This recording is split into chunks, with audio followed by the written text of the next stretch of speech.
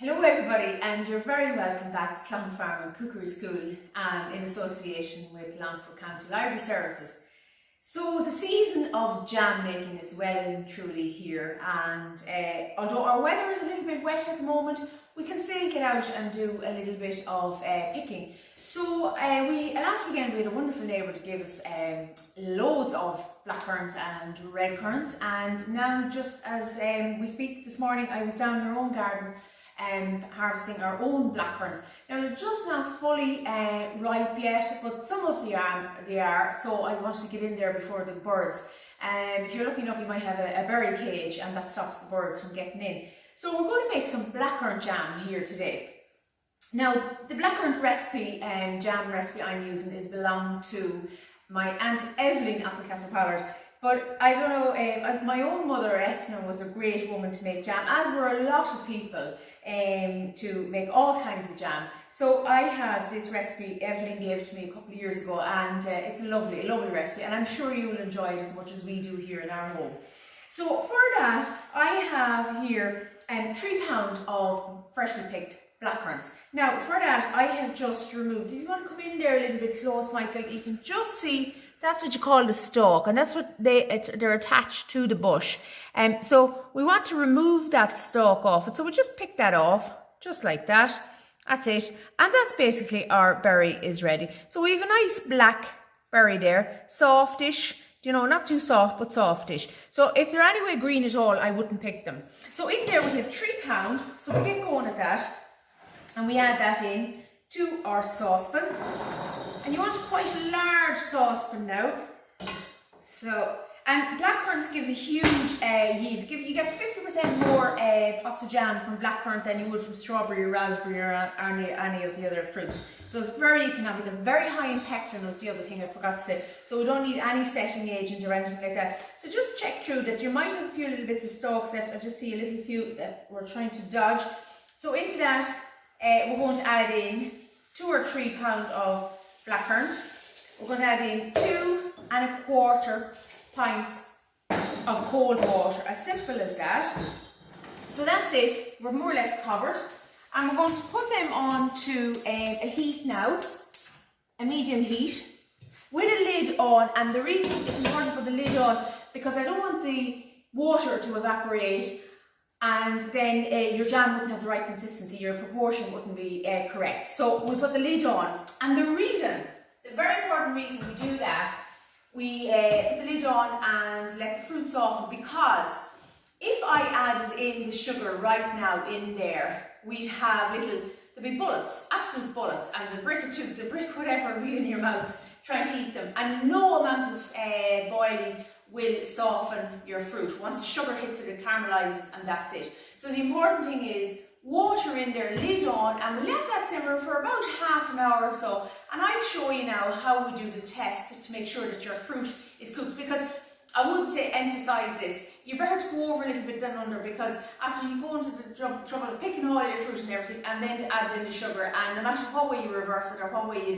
dilute it or whatever, you just won't soften them. So it is important. So I have it already started in here. So I have in here, in another saucepan, 3 pounds of 3 pounds of the blackcurrants, and I have the 2 1/4 pints of water. So what we do is we just get a spoon, so we have it to a nice kind of mushy consistency.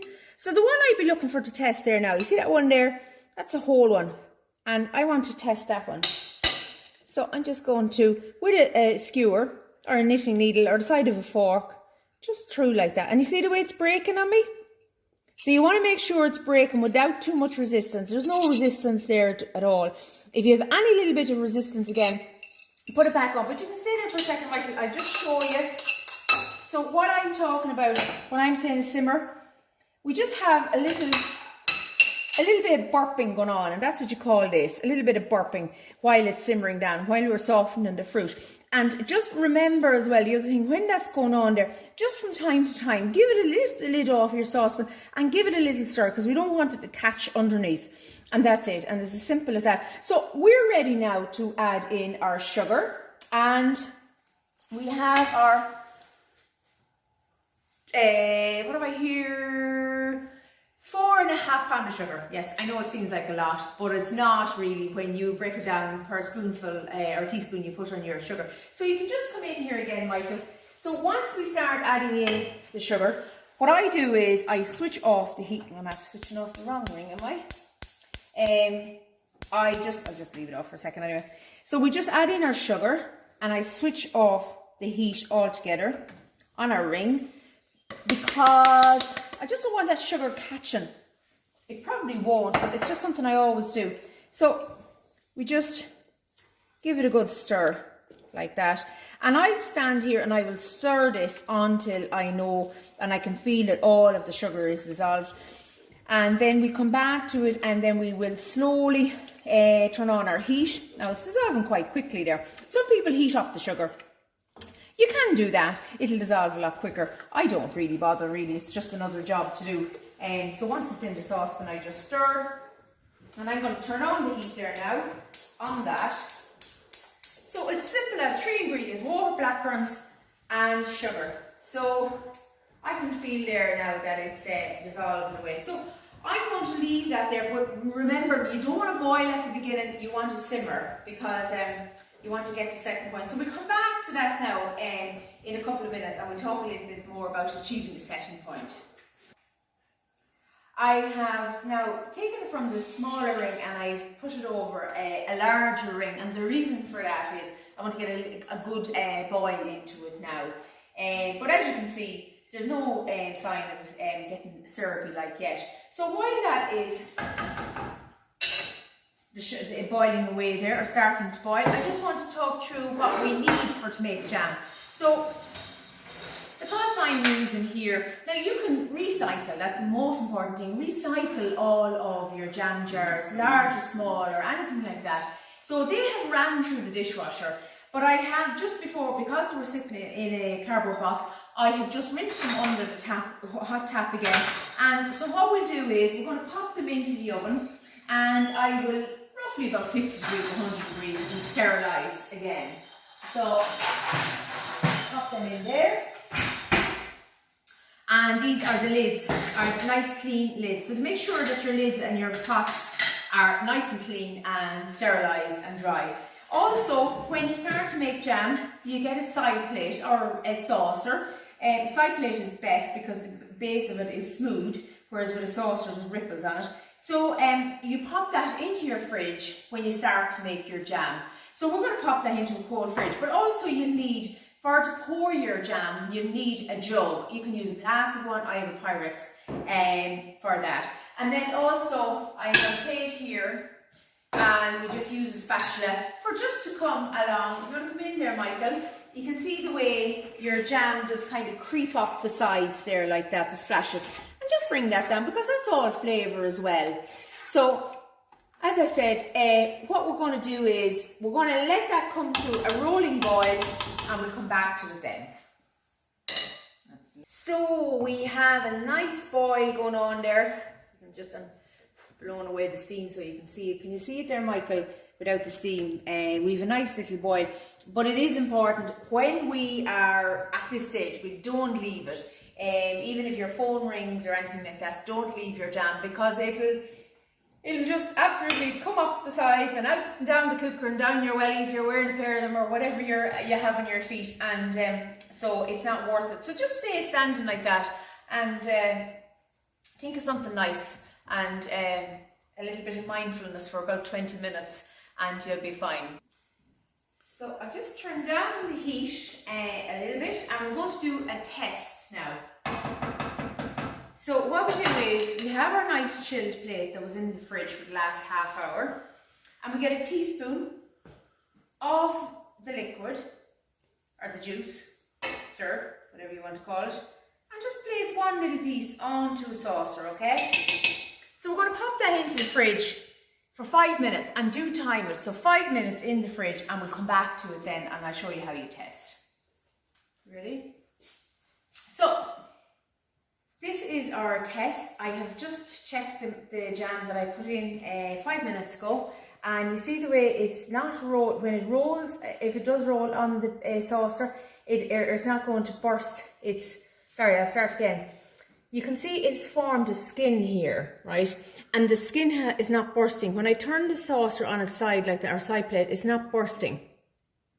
So it's slightly moving down along there, but it's still not bursting. So our jam is ready. So if that rolled down and then a little kind of a teardrop came out of it, that's not set. So it's set there now and it's lovely. You can always, you often hear people doing the wrinkle test as well. So it is wrinkling as well, but I just find that way, when you turn it on its side, that's the best test. Okay. So I've switched off our saucepan, and as I said before, get your spatula just around the sides and look at that flavour all there. We don't want to be wasting it. So just remove it there, scrape it down from the sides, and then we're going to lift our saucepan, and just be careful, especially if there's any little dogs or anything, or kids running around your feet with jam, because to get a burn with jam, it's very painful, and I wouldn't want to see it falling on anybody or anyone's skin. And the other thing I meant to say to you earlier on was that when you are stirring your jam, and if you find that it's burping, like what I was showing you earlier on, and spitting on your arm, put on a sleeve on your arm, you know, like a tracksuit top or jumper or whatever. And then also, if you find it on your hand, it's hard on your hand, I often hear sometimes put on a pair of marigolds, rhubarb and ginger. Rhubarb is a devil for burping, but if you put on a glove, any of the plastic gloves, anything, even an ordinary glove for outside, just put it on your hand and stop that spit from going on your hand and lifting you out of it. So the little bit of jam I had there from our test, we just put that back into our saucer again. And so what I'm going to do now is just get ourselves set up. So I have a nice warm saucepan sitting on the rack underneath, and then here I have our jug, as I said earlier, and I'm going to use this plate because what sometimes people do is these jam jars came out of the oven and they're a little bit warm now. They're too warm to be holding them, and if they're not warm now, with the hot jam going into your jar, they will be warm. And next thing what happens is you have a jar half full and it's like, oh, it's hot, hot, hot. So what you do is you keep your jar beside your plate, and they're all beside each other. So we move that in here. It is important. And then we just dip in our jug and just make sure you just remove any excess like that. Hold it over your side plate and then pour it in comfortably into your saucepan. And just be mindful, you see the way it can kind of spit? So don't go in too close into it, and pour it in gently, just up to the rim. So blackcurrant jam, like any jam, with a nice freshly baked brown bread or some white soda bread, or a nice crusty bread, with a nice pot of homemade jam, whether it's blackcurrant, strawberry, raspberry, whatever. It's absolutely gorgeous. So I've just scraped out, make sure you have no goodness left behind in there, and I've just scraped it all out into our, and if you have any surplus there on your saucer or your side plate, scrape it back into your jam jar. So I'm just going around and I'm just giving a little bit extra because I don't want to leave a little bit of jam left behind in the jug. So then I'm going to immediately lid our jams. Okay. So here we are. We have got 10 beautiful pots of blackcurrant jam. That was only £3 of blackcurrants we picked, 10 pots of jam, roughly a little bit over £4, 2 bags of sugar. You add up the maths there, very economical. And the next thing I'm going to do is pop your little lid on, just like so. And again, just the pot can be slightly warm. So you just hold it like that with your cloth and give it a good turn like that so it's well sealed. So if you want to, I'm going to label these now with the blackcurrant jam, the date and the year, of course.